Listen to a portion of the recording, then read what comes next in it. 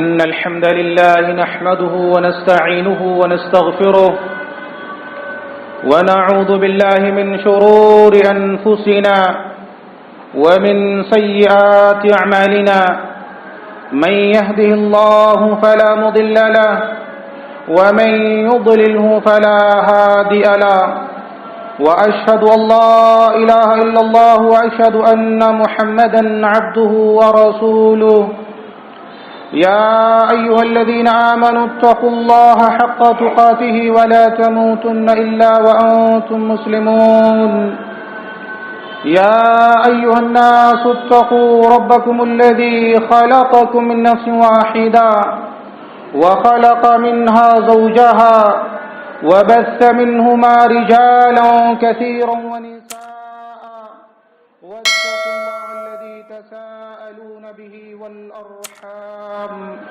إن الله كان عليكم رقيبا يا أيها الذين آمنوا اتقوا الله وقولوا قولا سديدا يصلح لكم أعمالكم ويغفر لكم ذنوبكم ومن يطع الله ورسوله فقد فاز فوزا عظيما أما بعد فإن خير الحديث كتاب الله وخير الهدي هدي محمد صلى الله عليه وسلم وشر الأمور محدثاتها وكل محدثة بدعة وكل بدعة ضلالة وكل ضلالة في النار فاعوذ بالله السميع العليم من الشيطان الرجيم بسم الله الرحمن الرحيم يمحق الله الربا ويربي الصدقات والله لا يحب كل كفار أثيم. معزز حاضرین، ہر قسم کی حمد و ثنا، بڑائی و کبریائی اللہ وحدہ لا شریک کے لیے لائق و زیبا ہے. بعدہ بیش بہا درود و سلام نازل ہو تمام انبیاء کرام پر، خصوصاً ہمارے آخری نبی جناب محمد الرسول اللہ صلی اللہ علیہ وآلہ وسلم پر. محترم بزرگوں اور دوستوں، نوجوان ساتھیوں، پیارے بچوں، پردہ-نشیں پیاری مائیں اور بہنیں، گزشتہ خطبہ جمعہ کو آپ اپنی نگاہوں کے سامنے رکھیں اور غور کریں تو آپ کو معلوم ہوگا کہ اللہ تبارک و تعالی نے مال اور محنت کے تبادلے کے اوپر اس زندگی کا نظام قائم فرمایا ہے. اب مال اور محنت کے اس تبادلے کے اندر اگر کہیں سے ظلم و جور کا کوئی شائبہ نظر آ جائے، کوئی ایسا طریقہ گھس آئے، تو ایسے تمام طریقوں کو اللہ تبارک و تعالی نے ممنوع، ناجائز اور حرام قرار دیا ہے. بعض لوگ کہتے ہیں کہ سود وہ حرام ہے جس کو مہاجنی سود کہا جاتا ہے، جس کو شخصی سود کہا جاتا ہے. جہاں تک تجارتی سود کا معاملہ ہے، کاروبار اور بزنس کے سود کا معاملہ ہے، بینکوں کے سود کا معاملہ ہے، لون کا معاملہ ہے، کریڈٹ کارڈ اور EMI کا جہاں تک معاملہ ہے، تو اس کی ممانعت قرآن و حدیث کے اندر تو نہیں آئی ہے، یہ ممنوع نہیں ہے. کیا حقیقت میں ایسا ہے؟ حقیقت اس کے بالکل خلاف ہے. جس طرح سے وہ مہاجنی اور شخصی سود حرام ہے، ایسے ہی بینکوں کا سود ہو، لون ہو، انٹرسٹ ہو، EMI ہو، کریڈٹ کارڈ کے ذریعے ملنے والا سود ہو، اس کے علاوہ سود کی جو دیگر شکلیں ہیں وہ تمام کے تمام شکلیں سود کی سب کے سب حرام اور ناجائز ہیں، اور ان دونوں میں کوئی فرق نہیں ہے. میں آج کے اس خطبہ جمعہ کے اندر صرف ایک حدیث اور اس حدیث کے اوپر بہت سارے مسائل انشاءاللہ جب تک میرا وقت ساتھ دے گا. حضرت جابر بن عبداللہ فرماتے ہیں کہ رسول اللہ صلی اللہ علیہ وسلم نے ارشاد فرمایا، من لم يدر المخابرہ فلیأذن بحرب من اللہ ورسولہ، کہ لوگوں جو شخص مخابرہ کو نہ چھوڑ دے، ملم یدر المخابرہ، جو مخابرہ کو نہ چھوڑ دے، فلیأذن بحرب من اللہ ورسولہ، وہ اللہ اور اس کے رسول سے جنگ کرنے کے لیے تیار ہو جائے۔ اس سے پہلے کے خطبے میں اللہ نے یہ بیان کیا تھا، ہم نے بیان کیا تھا، اللہ نے کیا فرمایا تھا کہ لوگوں یا ایھا الذین آمنوا اتقوا اللہ وذروا ما بقی من الربا، اگر ایمان والے ہو، مومن ہو تو چھوڑ دو سود کو، ان کنتم مؤمنین، اگر نہیں چھوڑتے تو اپنے دل کو فیصل بنا لو، اپنے دل سے فتویٰ پوچھ لو، اپنے دل کو مفتی بنا لو کہ ایمان ہے کہ نہیں ہمارے دل کے اندر۔ ان کنتم مؤمنین، اگر تم مومن ہے تو چھوڑ دو سود کو، اور اگر ایسا نہیں کرتے فإن لم تفعلوا، اگر ایسا نہیں کرتے فأذنوا بحرب من اللہ ورسولہ، تو اللہ اور اس کے رسول سے جنگ کرنے کے لیے تیار ہو جاؤ۔ یہ اللہ نے کہا، یہی بات رسول اللہ فرما رہے ہیں، من لم یذر المخابرہ، جو شخص مخابرہ کو نہ چھوڑ دے، فلیأذن بحرب من اللہ ورسولہ، تو اللہ اور اس سے رسول سے جنگ کے لیے تیار ہو جاؤ۔ اور کوئی ہمت کر سکتا ہے اللہ سے جنگ کرنے کی؟ سوال یہ ہے کہ مخابرہ کس کو بولتے ہیں، مخابرہ کس کو کہتے ہیں؟ اس کو آپ اس طرح سے بھی سمجھ سکتے ہیں، ایک آدمی اپنی کوئی زمین کسی دوسرے شخص کو دیتا ہے کہ یہ میری 1 ایکڑ زمین ہے، 2 ایکڑ زمین ہے، اس کو تم لے لو، اور ہر فصل کے اوپر مجھے 1 کنٹل گیہوں، 1 کنٹل غلہ یا اناج دیتے رہنا۔ میری یہ جو زمین ہے 1 ایکڑ ہے، 2 ایکڑ ہے، 4 ایکڑ ہے، 10 ایکڑ ہے، اس کو تم لے لو اور ہر فصل کے اوپر مجھے 1 کنٹل 2 کنٹل مجھے دیتے رہنا، یا ہر فصل کے اوپر مجھے چند رقم پیسے دیتے رہنا، 5,000 6,000 روپے مجھے ہر فصل کے اوپر دیتے رہنا۔ اس کو مخابرہ بولتے ہیں۔ اور آپ کو معلوم ہے کہ شریعت کا ایک اصول ہے کہ اللہ تبارک و تعالیٰ نے ہر اس بیع کو، ہر اس تجارت کو، ہر اس کاروبار کو، ہر اس بیوپار کو ناجائز اور حرام قرار دیا ہے جس کے اندر فریقین کا، ان میں سے کسی ایک کا نفع ہو، دوسرے کا نقصان ہو، کسی ایک کا نفع یقینی ہو، دوسرے کا نفع مشکوک ہو، موہوم ہو، مشتبہ ہو، کہ پتہ نہیں ملے گا کہ نہیں ملے گا، پتہ نہیں فائدہ ہوگا کہ نہیں ہوگا، حرام ہے۔ اس اصول کو پھر سے سمجھ لیجئے، اللہ تبارک و تعالی نے ہر اس بیوپار کو، ہر اس تجارت کو، ہر اس لین دین کو، ہر اس بزنس کو حرام اور ناجائز قرار دیا ہے جس کے اندر فریقین میں سے کسی ایک کا نفع ہو، دوسرے کا نقصان ہو، حرام ہے۔ کسی ایک کا نفع یقینی ہو اور دوسرے کا نفع مشتبہ ہو، مشکوک ہو، موہوم ہو کہ پتہ نہیں میرا فائدہ ہوگا کہ نہیں، تب بھی حرام ہے۔ دونوں کا نفع ہو جائز، دونوں کا نقصان ہو جائز، ایک کا نفع یقینی ہو، دوسرے کا مشتبہ ہو، مشکوک ہو، حرام ہے۔ یہی چیز یہاں مخابرہ کے اندر پائی جا رہی ہے۔ ایک کا نفع یقینی ہے کہ اس کو ہر فصل کے اوپر 1 کنٹل اناج مل رہا ہے، غلہ مل رہا ہے، اور دوسرے کا نفع مشکوک ہے، موہوم ہے کہ پتہ نہیں وہ فصل 1 کنٹل کی ہوگی کہ نہیں ہوگی، وہ کھیت، وہ زمین 1 کنٹل پیدا غلہ کرے گی کہ نہیں کرے گی، مشکوک ہے۔ ہو سکتا ہے 1 ہی کنٹل پیدا ہو، اور 1 کنٹل پیدا ہوگا تو اس کو دے دے گا 1 کنٹل، تو اس کو کیا ملے گا؟ اس کا نقصان ہے، مشکوک ہے، موہوم ہے، اللہ نے ناجائز قرار دیا ہے۔ کسی ایک کا نفع یقینی ہو، دوسرے کا نفع مشکوک ہو، موہوم ہو، ناجائز ہے۔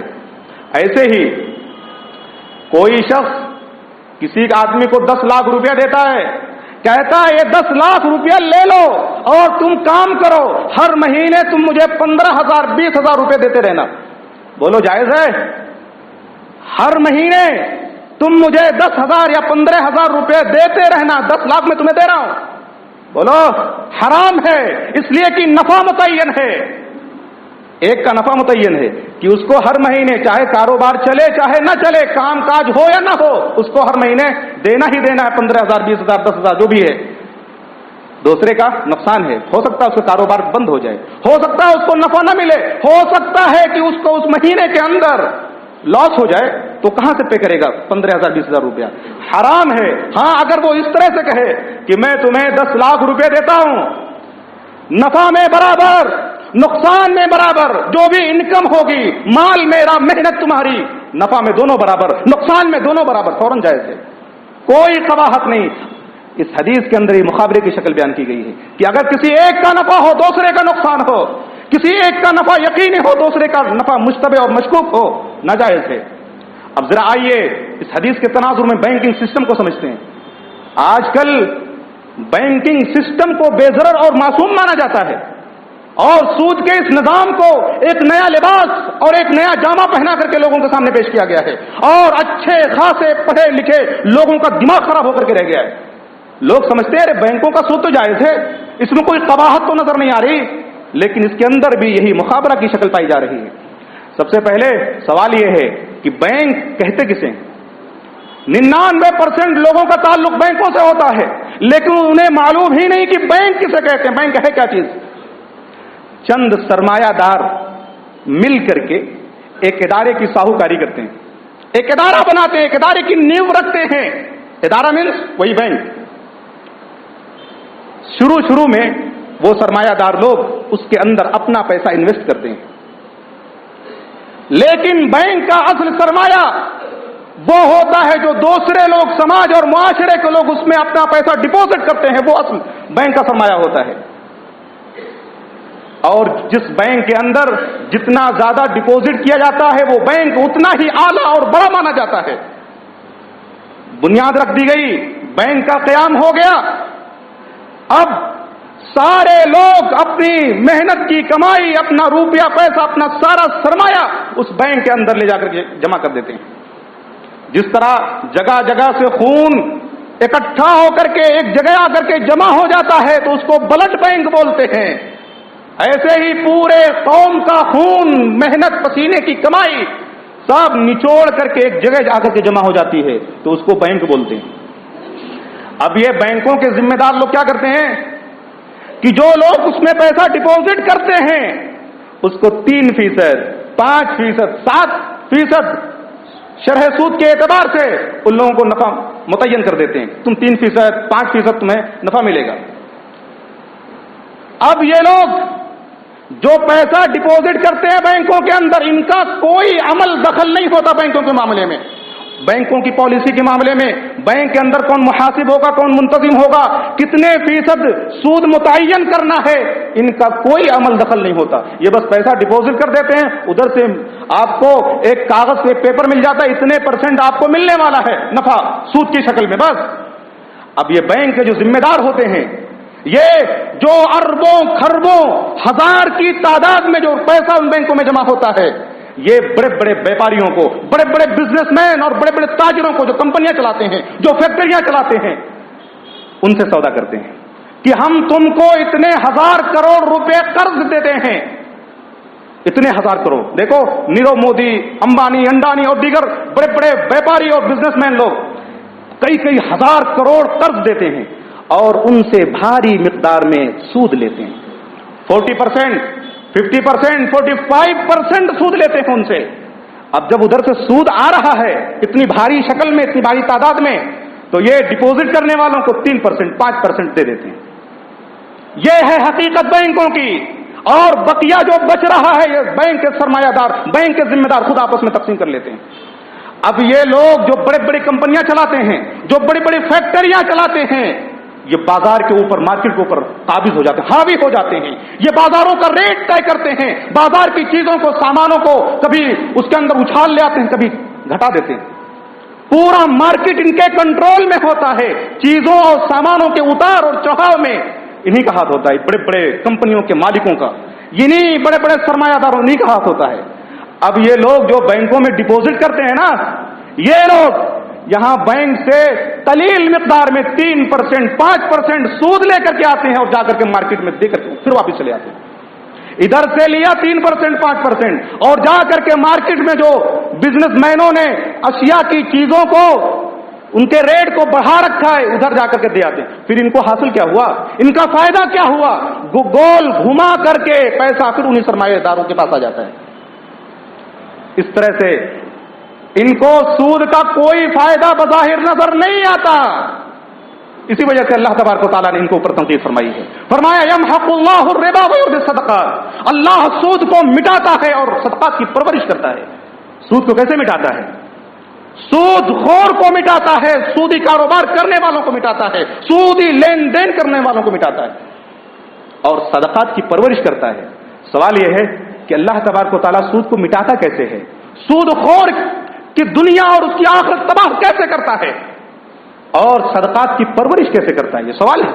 جبکہ ہم بظاہر یہ دیکھتے ہیں کہ سود خور کا پیسہ بڑھ رہا ہے، اس کا مال بڑھ رہا ہے، اور صدقہ کرنے والے کا مال گھٹ رہا ہے۔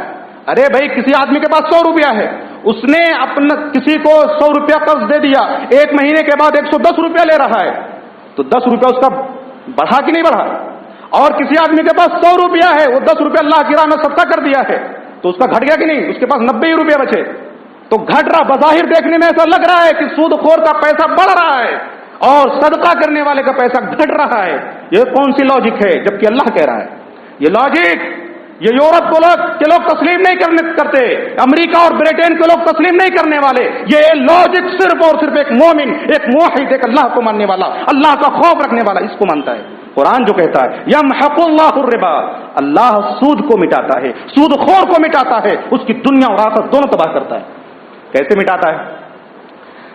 سود خور کا جو پیسہ بڑھ رہا ہے وہ بالکل ایسے ہی بڑھ رہا ہے جیسے بدن کے اوپر سوجن آ جاتی ہے، بدن کے اوپر ورم آ جاتا ہے، بدن، اس کا ہاتھ پیر، اس کے چہرے، اس کی آنکھوں کے ارد گرد سوجن آ جاتی ہے، ایسے ہی سود خور کا پیسہ بڑھتا ہے۔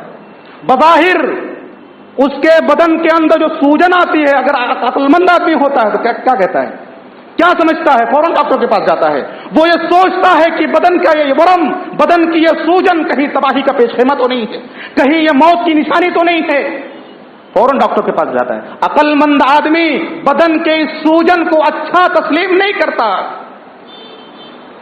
اللہ تبارک و تعالیٰ نے سود خور کے پیسوں کو ایسے ہی بڑھاتا ہے، مگر وہ یہ سمجھتا ہے کہ دیکھتا ہے کہ ہمارا پیسہ تو بڑھ رہا ہے، لیکن حقیقت میں اس کا پیسہ نہیں بڑھتا۔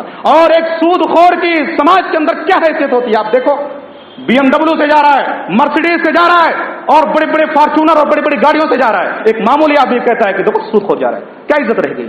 اربوں خربوں کی دولت ہونے کے باوجود اس کی عزت 2 ٹکے کی رہ جاتی ہے۔ کیا فائدہ اسی دولت کا معاشرے کے اندر؟ اور عجیب بات ہے، پیسہ ہے سود کا، بڑی بڑی گاڑیاں نکالتے ہیں، بڑے بڑے بلڈنگیں خریدتے ہیں، اور اس پر کیا لکھتے ہیں؟ ماشاء اللہ لا حول ولا قوت الا باللہ۔ گھر خرید رہے ہیں، گھر کے اوپر ایک اسٹیکر چپکا رہے ہیں، ھذا من فضل ربی استغفر اللہ۔ یہ الگ بات ہے، ایک الگ مسئلہ ہے کہ دیواروں کے اوپر، گاڑیوں کے اوپر یہ سب چیزیں لکھنا جائز ہے یا نہیں، ایک الگ تفصیل ہے، لیکن آپ یہ لکھ کر کے کیا بتانا چاہ رہے ہیں کہ نعوذ باللہ اللہ نے سود کے پیسے سے آپ کو یہ گاڑی دلائی ہے، نعوذ باللہ لون کے ذریعے سے اللہ نے آپ کو یہ گھر دلایا ہے، آپ یہی بتانا چاہ رہے ہو؟ ھذا من فضل ربی۔ اور ہوتا کیا ہے؟ مٹاتا کیسے اللہ؟ بڑی بڑی گاڑیوں میں چل رہے ہیں، کسی پہاڑ سے جا کر کے چپک گئے، کسی کھائی میں، اللہ نہ کرے کسی کو، کسی کھائی میں جا کر کے گر گئے، کار بھی گئی، ساری شان و شوکت بھی گئی، جان سے بھی آپ دو بیٹھے۔ اس طرح اللہ کا مٹاتا ہے۔ اس لیے آپ اللہ سے جنگ کرنے کے لیے نکلے تھے نا، اللہ آپ کا محافظ کیسے ہو سکتا ہے؟ اللہ سے جنگ کرنے کے لیے آپ نکلے تھے سود کے ذریعہ، اللہ آپ کی حفاظت کیسے کرے گا؟ اور یاد رکھو، اس طرح سے بھی اللہ مٹاتا ہے۔ گھروں کے اندر، اہل خانہ کے اندر طرح طرح کی بیماریاں پیدا کر دیتا ہے، طرح طرح کے حوادث زمانہ سے دوچار کر دیتا ہے۔ ادھر سے سود لا رہے ہیں، ادھر بیماریوں میں سب خرچ کر رہے ہیں، ادھر سے پیسہ سود کا نکال کر کے لے کے آ رہے ہیں، ادھر علاج میں، معالجہ میں۔ اور یہ آزمائش نہیں ہے، یہ عذاب ہے اللہ کا۔ آزمائش تو مومنوں کے اوپر آتی ہے، سود خوروں کے اوپر آزمائش نہیں ہے، اللہ کا عذاب آتا ہے، اللہ مٹاتا ہے سود خور کو۔ یمحق اللہ الربا، اللہ سود کو مٹاتا ہے، سود خور کو مٹاتا ہے، اس کی دنیا بھی تباہ کرتا ہے، اس کی آخرت بھی تباہ کرتا ہے۔ وَيُرْبِي الصَّدَقَاتِ، اور عجیب بات ہے، بڑی بڑی کمپنیوں کے اندر، بڑی بڑے فیکٹریوں کے اندر سامان راحت تو ملتے ہیں، فرنیچر مل جاتے ہیں، گدے تکیے مل جاتے ہیں، مگر راحت اور سکون نہیں ملتی ہے۔ سکون اور راحت یہ اللہ نازل کرتا ہے۔ جب آدمی سود میں ملوث ہوگا تو بغیر نیند کی گولی کھائے اس کو چین ملنے والا نہیں، اس کو نیند آنے والی نہیں ہے۔ وَيُرْبِي الصَّدَقَاتِ، اللہ صدقات کی پرورش کرتا ہے۔ سوال یہ ہے کہ اللہ صدقات کی پرورش کیسے کرتا ہے؟ اللہ نے فرمایا والذین ينفقون اموالهم فی سبیل اللہ کمثل حبۃ انبتت 7 سنابل فی کل سنبلۃ 100 حبۃ واللہ یضاعف لمن یشاء. بہت غور سے سنو. جو لوگ سوچتے ہیں کہ اگر ہم 10 روپیہ خرچ کر دیں گے تو ضائع ہو جائے گا, اس کا عوض نہیں ملے گا, نقصان ہو جائے گا ہمارا. اللہ کہتا ہے اللہ کی راہ میں خرچ کرو گے تو اس کی مثال ایسے ہی کمثل حبہ, ایک دانے کی طرح. ایک دانہ اس زمین میں گاڑا جاتا ہے. انبتت 7 سنابل, اس دانے سے 7 بالیاں نکلتی ہیں, 7 برانچز, 7 شاخائیں نکلتی ہیں. ایک دانہ آپ نے زمین کے اندر گاڑا, ایک دانہ گڑا, سڑا, پھٹا اور پھر اگا. دانہ جو لوگ کھیتی کسانی کرتے ہیں وہ جانتے ہیں.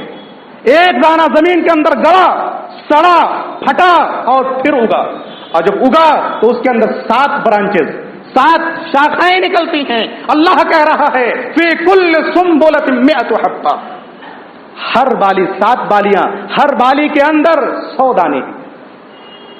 اللہ پیدا کرتا ہے ایک بالی کے اندر 100 دانے. آپ نے زمین میں کتنا گاڑا تھا؟ ایک دانہ. اس دانے کے اندر کتنی بالیاں نکلی؟ 7 نکلی. ہر بالی کے اندر کتنے؟ 100 دانے. کتنے ہو گئے؟ کتنے ہو گئے؟ 700 دانے ہو گئے. ایک دانہ, 1 روپیہ آپ اللہ کی راہ میں خرچ کرو گے 700 ملے گا آپ کو. ایک نماز پڑھو گے, آپ کے اخلاص, آپ کے خلوص, آپ کے تقوی, آپ کی پاکیزگی کے اوپر ڈیپینڈ کرتا ہے. حج کرنے جا رہے ہو, عمرہ کرنے جا رہے ہو, اپنی نیتوں کو خالص کر لیجئے, اپنے دلوں کو پاک کر لیجئے. ہو سکتا ہے کہ آپ ایک عمرہ کرنے جا رہے ہو, 700 عمرہ کا اجر اور ثواب لے کر کے آؤ. آپ حج کرنے جا رہے ہو, نیتوں کو خالص کر لیجئے. ہو سکتا ہے 700 حج کا ثواب لے کر کے پاؤ. لیکن آج المیہ سماج کا کیا ہے؟ اللہ اکبر, اس کو بتانے کی ضرورت نہیں ہے. 100 حبہ, 100 دانے. اللہ, اور یہی نہیں, آگے اللہ کہہ رہا کہ 700 ہی فکس نہیں ہے, واللہ یضاعف لمن یشاء, اللہ اس سے بھی ڈبل کر دیتا ہے جس کو چاہتا ہے. یا آپ کے تقوی, اخلاص و للہیت کے اوپر ڈیپینڈ کرتا ہے. تو اس طرح اللہ رب العالمین صدقات کی پرورش کرتا ہے. آپ کا کوئی بھی عمل, آپ کا کوئی بھی, آپ کی کوئی نیکی, آپ کی کوئی عبادت, آپ کا کوئی مال, آپ کا کوئی صدقہ, یہ ضائع نہیں ہوتا ہے. شرط یہ ہے کہ اسے اخلاص اور للہیت کے ساتھ ادا کیا جائے. تو اس طرح اللہ رب العالمین صدقات کی پرورش کرتا ہے. اور غور کریں تو آپ دیکھیں گے سود اور صدقے کے اندر کچھ اور فرق بھی ہیں. صدقے میں مال بلا معاوضہ دے دیا جاتا ہے, اس کا کوئی عوض نہیں لیا جاتا, اور سود کے اندر بلا معاوضہ مال لے لیا جاتا ہے. بلا معاوضہ آپ نے 100 روپیہ دیا, اس سے 110 روپیہ لے رہے ہیں, یہ 10 روپیہ بلا معاوضہ لے رہے ہیں. سود کے اندر مال بلا معاوضہ لے لیا جاتا ہے. ایک پہلا فرق ہے. اور دوسرا فرق کیا ہے کہ صدقے کے اندر اللہ کی رضا جوئی, اللہ کی خوشنودی شامل حال ہوتی ہے. اللہ کو رضا, اللہ کی رضا, اس کو خوش کرنا مقصود ہوتا ہے کہ اللہ کسی طریقے سے ہم سے راضی ہو جائے, ہم سے خوش ہو جائے, ہم کو جنت دے دے اللہ, یہ مقصد ہوتا ہے. اور سود کے اندر اس پاپی پیٹ کو راضی کرنا ہوتا ہے, اپنے نفس کو خوش کرنا ہوتا ہے کہ ہمارا نفس راضی ہو جائے. پیسہ آ رہا ہے, دولت آ رہی ہے, اپنے نفس کو راضی کرنا ہوتا ہے. دوسرا فرق ہے. اور تیسرا فرق انجام کے اعتبار سے کہ اللہ صدقات کی پرورش کرتا ہے اور سود خور کے مال کو اور اس کو تباہ و برباد کر دیتا ہے. یہ انجام کے اعتبار سے تیسرا. 3 فرق ہیں صدقے اور سود کے اندر. بعض لوگ یہ کہتے ہیں کہ مولانا, کچھ مولویوں نے, کچھ علماء نے یہ فتویٰ دیا ہے کہ تم انڈین مسلم ہو, you are an Indian Muslim, you take interest because you pay tax. یہ لاجک ہے, یہ دلیل ہے ان کی. استغفر اللہ. تم انڈین مسلمان ہو, تم, یہ کہتے ہیں بعض علماء. اب یہ علماء کون ہے پتہ نہیں ہے, کون کہتے ہیں you are an Indian Muslim, تم انڈین مسلمان ہو, مسلم ہو, تم انٹرسٹ لے سکتے ہو. کیوں؟ اس لیے کہ تم ٹیکس پے کرتے ہو. مارے گھٹنا پھوٹے سر, یہ دلیل ہے ان کی. یہ بتاؤ کیا ہندوستان کے اندر صرف مسلمان ہی ٹیکس پے کرتا ہے؟ دوسرے لوگ ٹیکس پے نہیں کرتے. ہمارے ہندو بھائی ٹیکس پے نہیں کرتے. نان مسلم, چاہے کرسچن ہو, مجوسی ہو, یہاں تک کہ ایک دہریہ بھی، ایک ادھرمی آدمی جس کا دین و مذہب سے کوئی واسطہ نہیں ہوتا، وہ ہندوستان میں اگر رہتا ہے اس کو بھی ٹیکس پے کرنا ہوتا ہے. صرف مسلمان ہی ٹیکس پے نہیں کرتا ہے، سارے لوگ جو اس ملک کے باشندے ہیں، اس ملک کے ناگرک ہیں، شہری ہیں، سب کے سب ٹیکس پے کرتے ہیں.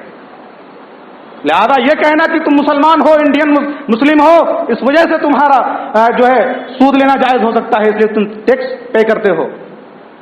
اور کیا کوئی عالم یہ فتویٰ دے سکتا ہے کہ تم ٹیکس پے کرتے ہو تو تمہارے لیے زکوٰۃ دینا واجب نہیں ہوتا، زکوٰۃ تمہارے اوپر سے ختم ہو جاتی ہے، فرض نہیں ہوتی تمہارے اوپر؟ کوئی کہہ سکتا ہے؟ کوئی جرأت کر سکتا ہے کوئی عالم؟ جس طرح زکوٰۃ ٹیکس پے کرنے کے بعد زکوٰۃ بھی فرض ہے، آپ کو زکوٰۃ دینا ہی دینا ہے، چاہے آپ ٹیکس پے کرو یا نہ کرو. اور ٹیکس بھی دو طریقے کا ہوتا ہے، ایک انکم ٹیکس ہوتا ہے، ایک عام ٹیکس ہوتا ہے.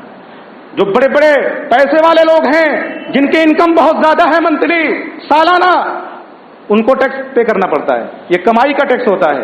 اور ایک عام ٹیکس ہوتا ہے جس کو ایک غریب سے غریب آدمی بھی اس کو پے کرتا ہے، 1 روپے کا ایک شیمپو بھی، ایک صابن بھی، 1 روپے کی کوئی چیز بھی خریدتا تو اس پہ بھی ٹیکس پے کرتا ہے وہ. تو یہ علماء کے چونچلے ہیں، یہ علماء کے فلسفے ہیں جو یہ کہتے ہیں کہ تم انڈین مسلم ہو، اس وجہ سے تمہیں سود لینا تمہارے لیے جائز ہے. ایسی کوئی دلیل نہیں ہے، یہ دلیل بالکل بے بنیاد اور باطل ہے. یہ ان کے فلسفے تو ایسے ہوتے ہیں کہ اللہ اکبر، یہ ایک چیز کو بھی 3 شمار کر دیتے ہیں. ایک چیز ہے اس کو کہہ دیتے ہیں کہ یہ 3 ہو گئی ہے.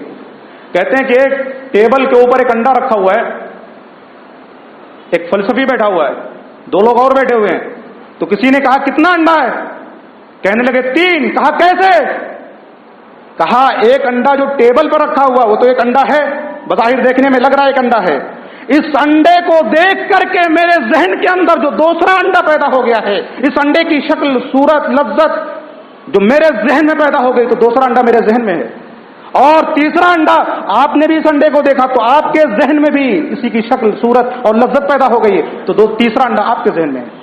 وہ تیسرا آدمی جو کھڑا تھا وہاں پر، وہ آیا اور اٹھا کر کے وہ انڈا کھا لیا. کہا میں نے اپنا انڈا کھا لیا، تم بھی لوگ اپنا اپنا انڈا کھا لو، تم لوگ بھی اپنا اپنا انڈا کھا. یہ فلسفے ہیں، اس طرح کے فلسفے اسلام میں نہیں چلتے. اسلامک فلسفے کی ضرورت ہے. اس طرح کے چونچلے اور اس طرح کی عامیانہ اور اس طرح کی دلیلیں بے بنیاد ہیں، اس کی اسلام میں کوئی گنجائش نہیں ہے. بعض لوگ یہ کہتے ہیں کہ مولوی صاحب زمانہ ایسا آ گیا ہے کہ بغیر قرض لیے، بغیر لون لیے، بینکوں سے بغیر معاملہ کیے ہمارا کام نہیں چلتا. ہمیں گاڑی خریدنی ہے تو بغیر لون کے ہم گاڑی نہیں خرید سکتے. ہمیں گھر بنانا ہے، گھر خریدنا ہے تو بغیر قرض لیے، ہمارے پاس 10 لاکھ روپیہ ہے، ہمارے پاس 20 لاکھ روپیہ ہے، اتنے میں گھر نہیں بن سکتا، اتنے میں ہم ایک گھر نہیں خرید سکتے. تو کیا کرتے ہیں؟ 25 لاکھ 50 لاکھ بینک سے لے لیتے ہیں اور لے کر کے ہم اپنا گھر بنا لیتے، اپنا گھر خرید لیتے ہیں. اس طرح سے ہمارا اپنا ذاتی گھر ہو جاتا ہے اور ہم پھر دھیرے دھیرے اس کو بینک کو پے کرتے رہتے ہیں. اللہ اکبر. اسی شہر بنگلور کی دھرتی پر اور اسی ونائکا نگر اور اولڈ بل دہلی کی دھرتی پر ہمارے 1 2 نہیں، 2 4 10 نہیں، سینکڑوں مسلمان کرائے کے مکان میں اپنی پوری زندگی گزار کر کے خود حلال کھایا، خود اپنے بچوں کو حلال کھلایا اور اس دنیا سے رخصت ہو گئے. قبر میں پہنچ گئے، وہاں منکر نکیر. اللہ کے فرشتے یہ سوال نہیں کریں گے کہ آپ کا اپنا ذاتی گھر تھا کہ نہیں تھا. اللہ کے فرشتے کبھی آپ سے سوال نہیں کریں گے کہ آپ کا اپنا ذاتی مکان تھا، آپ کی اپنی ذاتی گاڑی تھی کہ نہیں تھی. قیامت کے دن اللہ یہ سوال نہیں کرے گا کہ تمہارا اپنا ذاتی مکان نہیں تھا، اس وجہ سے تمہاری کوئی عبادت قبول نہیں ہوگی، تمہاری کوئی نیکی قبول نہیں ہوگی. اللہ قطعاً کوئی کنڈیشن، کوئی شرط ایسی نہیں. کتنے مسلمان ہمارے چلے گئے دنیا سے کرائے کے مکان میں رہ کر کے. اللہ پوچھے گا، قبر میں فرشتے سوال کریں گے. ایسی کوئی مجبوری نہیں، اور اس مجبوری کو بہانہ بنا کر کے آپ بینکوں سے سود لے رہے ہو، آپ حکومت سے، گورنمنٹ سے لون لے رہے ہو، یہ قطعاً جائز اور حرام ہے. بعض لوگ کہتے ہیں کہ مولوی صاحب ہم جو یہ قرض لے رہے ہیں حکومت سے یا بینکوں سے، تو اس میں ایک بڑا فائدہ یہ ہوتا ہے کہ ہمارا ٹیکس کم ہو جاتا ہے. ہم حکومت کو دکھاتے ہیں، شو کرتے ہیں. بعض لوگ یہ بہانے بناتے ہیں کہ ہم کوئی گھر خرید لیتے ہیں، کوئی گاڑی لون پر لے لیتے ہیں اور حکومت کو یہ شو کرتے ہیں کہ دیکھو میں ایک قرضے والا آدمی ہوں، میں مقروض آدمی ہوں، میرے اوپر ترس کھاؤ، میرے اوپر رحم کرو۔ تو گورنمنٹ کیا کہتی ہے کہ ٹھیک ہے تم قرضے والے آدمی ہو، تمہارے اوپر اتنے سارا پیسہ کا بوجھ ہے، تمہارا تھوڑا سا ٹیکس کم کر دیتی ہے۔ تو حضرات اس طرح سے لون لے کر کے قرض لے کر کے میرا ٹیکس کم ہو جاتا ہے، یہ کون سی لاجک ہے؟ ایک گناہ اور اس کے اوپر ایک دوسرا گناہ۔ ڈرو اللہ سے مسلمانوں، ایک گناہ اور اس کے اوپر ایک دوسرا گناہ۔ آپ کے کپڑے میں گندگی لگ جائے تو آپ ایک آدمی کو بلاؤ آ کر کے میرے کپڑے پہ پیشاب کر دو، پاک ہو جائے گا آپ کا کپڑا؟ گندگی آپ کے کپڑے پر لگی ہوئی ہے اور اس کو آپ پیشاب سے دھل رہے ہو، پاک ہوگا کپڑا آپ کا؟ ایک گناہ کر رہے ہو لون لے کر کے، ٹیکس لے کر کے، اور اس پر دلیل دے رہے ہو، دوسرا گناہ کر رہے ہو کہ ٹیکس کم ہو جائے گا۔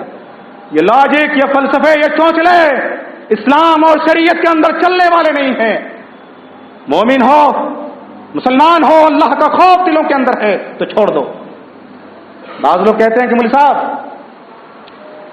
وقت زیادہ ہو رہا ہے، ایک آخری سوال، یہ سود معاشرے کے اندر پھیل کیوں رہا ہے؟ سود سماج کے اندر اتنی تیز رفتاری کے ساتھ ہمارا مسلم نوجوان خاص طور سے اس کے اندر ملوث کیوں ہو رہا ہے؟ اس کا مختصر جواب کہ سماج کے اندر زکوٰۃ کا نظام، زکوٰۃ کا سسٹم نہ ہونے کی وجہ سے، سماج کے اندر آپسی تعاون اور اخوت و بھائی چارگی نہ ہونے کی وجہ سے، ایک دوسرے کے دکھ درد میں، اس کی خوشی میں، اس کی غمی میں دوسرے کی مدد نہ کرنے کی وجہ سے، قرض حسنہ نہ دینے کی وجہ سے، بھائی کے پاس کروڑوں کی جائیداد ہے، دولت ہے، بھائی کے پاس لاکھوں کی بلڈنگ ہے، ایک بلڈنگ ہے، دو بلڈنگ ہے، تین بلڈنگ ہے، وہیں پر اس کا اپنا دوسرا سگا بھائی 10 بائی 10 کے کرائے کے مکان میں رہتا ہے، کرایہ نہیں پے کر پا رہا، اور بھائی ہے، کیسا بھائی ہے؟ کروڑوں کی بلڈنگ میں رہا ہے۔ کون سی بھائی چارگی ہے؟ کہاں ہے مواخات؟ کہاں ہے انسانیت؟ تعاون نہ ہونے کی وجہ سے، زکوٰۃ کا نظام نہ ہونے کی وجہ سے، ایک دوسرے کے دکھ درد میں شامل نہ ہونے کی وجہ سے، ایک دوسرے کا سپورٹ نہ کرنے کی وجہ سے، تفشی بالربا، ربا پھیل جائے گا معاشرے کے اندر، سود پھیل جائے گا معاشرے کے اندر۔